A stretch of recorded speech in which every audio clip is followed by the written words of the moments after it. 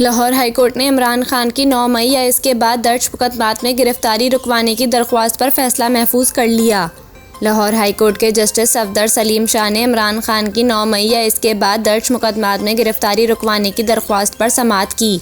दौरान समाअत अदालत ने पूछा कि इमरान कहाँ हैं। इनके वकील ने बताया कि अगर अदालत हुक्म करे तो 11 बजे के बाद इमरान खान पेश हो जाएंगे। इसी दौरान पंजाब हुकूमत के वकील ने इमरान खान की दरख्वास्त की मुखालफत करते हुए कहा कि इमरान खान पेश हुए नहीं और हिफाजती जमानत मांग रहे हैं। इनकी दरख्वास्त काबिल समाअत नहीं। इमरान खान के वकील ने कहा कि इनके मौक्किल हिफाजती जमानत नहीं मांग रहे, इनका केस लार्जर बेंच को भिजवा दें। इसी नौयत का केस लार्जर बेंच समाअत कर रहा है।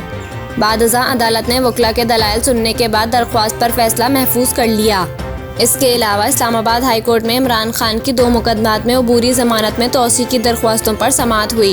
इमरान खान के वकील की जानिब से आज हाजिरी से इस्तिस्ना की दरख्वास्त दी गई, जिसे अदालत ने मंजूर कर लिया। Chief justice Islamabad high court का कहना था कि बता दें इमरान खान ने मजीद केसेस में किस दिन आना है, इसी दिन की तारीख रख देते हैं।